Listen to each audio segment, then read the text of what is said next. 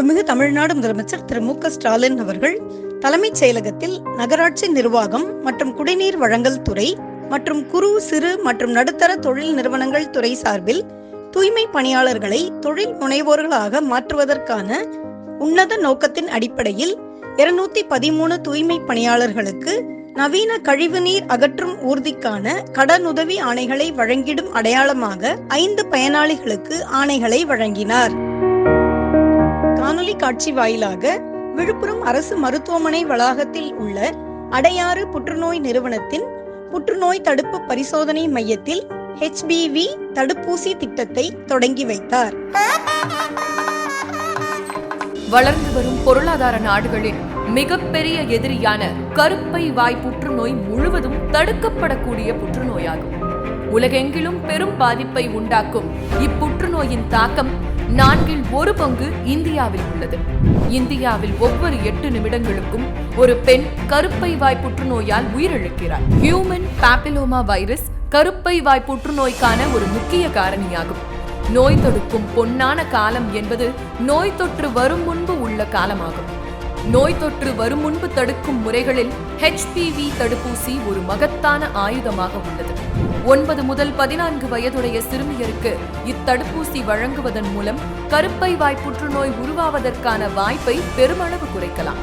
உலக சுகாதார நிறுவனம் 2030ஆம் ஆண்டிற்குள் 9 முதல் 14 வயதுடைய 90% சிறுமியருக்கு இத்தடுப்பூசியை வழங்கிட அறிவுறுத்தியுள்ளது. HPV தடுப்பூசியை விழுப்புரத்தில் உள்ள சிறுமியருக்கு வழங்கும் திட்டம் இதற்கான முதல் படியாகும்.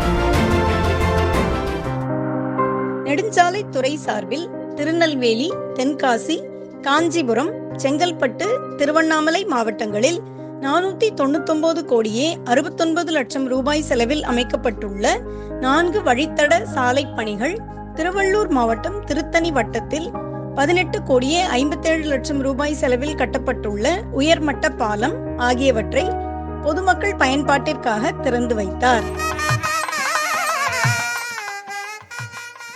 நெடுஞ்சாலைகள் மற்றும் சிறு துறைமுகங்கள் துறை சார்பில் திருநெல்வேலி மற்றும் தென்காசி மாவட்டங்களில், திருநெல்வேலி மற்றும் ஆலங்குளம் வட்டங்களில் 196 கோடியே 84 லட்சம் ரூபாய் மதிப்பீட்டில் அமைக்கப்பட்டுள்ள திருநெல்வேலி செங்கோட்டை கொல்லம் 4 வழிச்சாலை, முதலமைச்சர் சாலை மேம்பாட்டு திட்டத்தின் கீழ் காஞ்சிபுரம் மாவட்டம் திருப்பெரும்புதூர் வட்டத்தில் 108 கோடியே 50 லட்சம் ரூபாய் மதிப்பீட்டில் அமைக்கப்பட்டுள்ள தாம்பரம் முடிச்சூர் திருப்பெரும்புத்தூர் 4 வழிச்சாலை, செங்கல்பட்டு மற்றும் காஞ்சிபுரம் மாவட்டங்களில் மதுராந்தகம் மற்றும் உத்திரமேரூர் வட்டங்களில் 54 கோடியே 35 லட்சம் ரூபாய் மதிப்பீட்டில் அமைக்கப்பட்டுள்ள புக்கத்துறை உத்திரமேரூர் 4 வழிச்சாலை, திருவண்ணாமலை மாவட்டம் திருவண்ணாமலை வட்டத்தில் 140 கோடி ரூபாய் மதிப்பீட்டில் அமைக்கப்பட்டுள்ள கடலூர் சித்தூர் 4 வழிச்சாலை, திருவள்ளூர் மாவட்டம் திருத்தணி வட்டம் திருத்தணி நாகலாபுரம் சாலையில் கொசஸ்தலை ஆற்றின் குறுக்கே 18 கோடியே 57 லட்சம் ரூபாய் மதிப்பீட்டில் கட்டப்பட்டுள்ள உயர்மட்ட பாலம் என மொத்தம் 518 கோடியே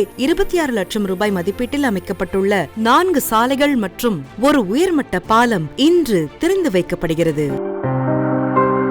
சுற்றுலா, பண்பாடு மற்றும் அறநிலையங்கள் துறையின் சார்பில் சென்னை ராஜா அண்ணாமலைபுரம் அரசு இசைக்கல்லூரி வளாகத்தில் செயல்பட்டு வரும் தமிழ்நாடு டாக்டர் ஜே ஜெயலலிதா இசை மற்றும் கவின்கலை பல்கலைக்கழகத்திற்கு தரை மற்றும் 4 தளங்களுடன் 14 கோடியே 85 லட்சம் ரூபாய் செலவில் புதிதாக கட்டப்பட்டுள்ள கட்டடத்தை திறந்து வைத்தார்.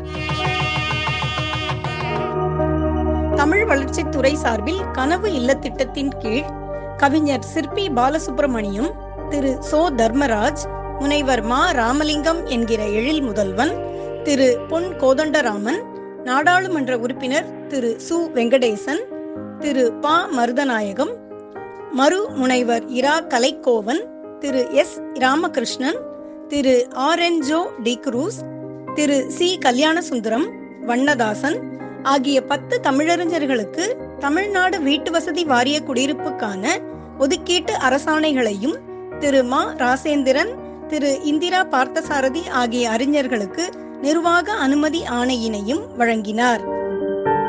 இலங்கையிலிருந்து தாயகம் திரும்பியோர்களுக்கு வீடு கட்டுவதற்காக வழங்கப்பட்ட கடனிற்காக அரசிடம் ஒப்புவிக்கப்பட்ட நிலப்பத்திர ஆவணங்களை 9742 தாயகம் திரும்பியோருக்கு திரும்ப வழங்கும் நிகழ்வினை தொடங்கி வைத்து புதுக்கோட்டை மாவட்டத்தை சேர்ந்த 3 நபர்களுக்கு அவர்களின் அடமான ஆவணங்களை மீள வழங்கினார்.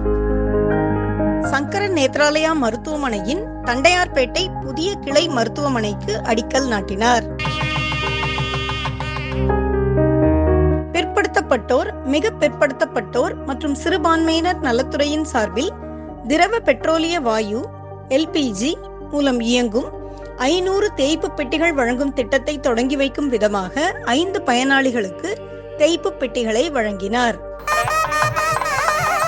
சலவை தொழிலை மேற்கொள்ளும் ஏழை எளிய மக்களின் பொருளாதாரத்தை மேம்படுத்தும் பொருட்டு ரூபாய் 29,93,000 மதிப்பீட்டில் திரவ பெட்ரோலியம் வாயு LPG மூலம் இயங்கும் தேய்ப்பு பெட்டிகள் இன்று வழங்கப்படுகிறது. பாரம்பரியமாக கரியினை கொண்டு பயன்படுத்தப்படும் பித்தளை தேய்ப்பு பெட்டிகளுக்கு பதிலாக மாறி வரும் சூழலிற்கேற்ப மக்களின் நலனை கருத்தில் கொண்டும் சுற்றுச்சூழல் மாசடைவதை தவிர்க்கும் பொருட்டும் பெருநிறுவன சமூக பொறுப்பு கொள்கை நிதியின் கீழ் பயனாளிகளுக்கு வழங்க ஏதுவாக இந்தியன் எண்ணெய் நிறுவனத்திடமிருந்து பெறப்பட்ட 500 LPG தேய்ப்பு பெட்டிகளை பயனாளிகளுக்கு வழங்க முடிவு செய்து தற்போது முதல் கட்டமாக 75 LPG தேய்ப்பு பெட்டிகள் பயனாளிகளுக்கு வழங்கப்படுகிறது.